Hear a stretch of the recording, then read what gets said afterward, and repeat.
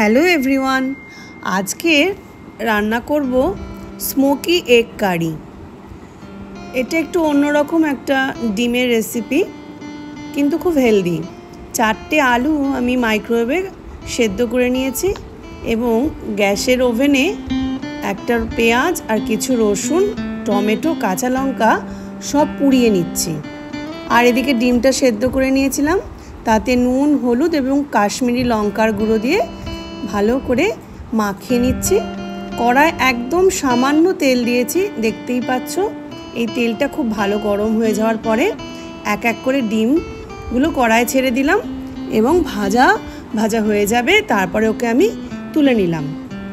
এইবার ওই যে পুড়িয়েছিলাম যে পেঁয়াজ, কাঁচা লঙ্কা, সেগুলোকে একটা পেস্ট করে নেব। আর ওই যে তেল ডিম ভাজার পরে যেটুকুনি পড়ে রয়েছে, সেই সামান্য তেলের মধ্যে একটু জিরে দিয়ে ভালো করে ফোড়ন দিলাম এবং ওই বাটা মশলাটা মিক্সিতে বেটে এবার মিশিয়ে দিচ্ছি। দেখো, ওটা কিন্তু কালো কালো হয়েছে, কিন্তু কালো কালো হয়েছে এই জন্যই যেহেতু ওটা পোড়ানো হয়েছিল, কিন্তু এতে খুব সুন্দর একটা স্মোকি গন্ধ বেরোবে। এরপরে দিলাম হলুদ এবং সামান্য নুনও দিয়েছিলাম। টমেটোটাকে আমি ওই পুড়িয়ে একটু আলাদা করে ধনেপাতার সঙ্গে পেস্ট করে নিয়েছি, এটা আমি পরে মেশাবো।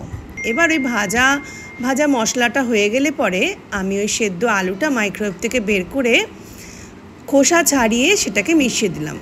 এবার একটু আদা বাটা আমি অ্যাড করলাম, ভালো করে কষাচ্ছি, কিন্তু তেল একদমই দিইনি, খুব সামান্য তেলে আঁচ কমিয়ে দিয়ে কষাতে হবে। এবার আমি ধনেপাতা আর টমেটো বাটাটা মেশাচ্ছি, একটু জল দেব সামান্য, দিয়ে ওটাকে কষিয়ে নিচ্ছি। তারপরে এই ভাজা ডিমটাকে আমি মিশিয়ে দিলাম। এবার দিচ্ছি গরম জল আর দেব স্বাদ মতো নুন। তারপরে হাই ফ্লেমে 2-3 মিনিট মতো এটাকে ফুটতে দেব।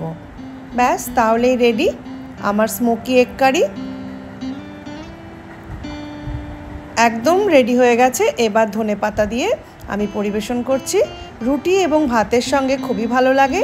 কষা কষা স্মোকি গন্ধযুক্ত আমার স্মোকি এগ কারি কেমন লাগলো জানিও।